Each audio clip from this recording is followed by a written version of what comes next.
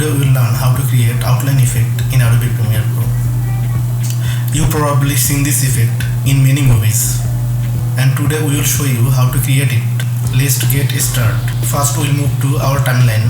Here we have sample of video footage, and if we play it, it will look like this. Now we'll duplicate the video layer.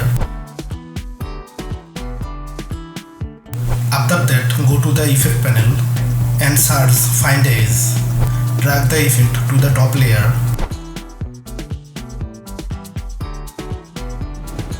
Then go to the effect control panel and change the blending mode to the skin. Also turn on to the invert option under the Find Edge effect. Next, move 4 frames forward and adjust the effect. Now if we play it, it will look like this. You can expand the duration to adjust the effect further.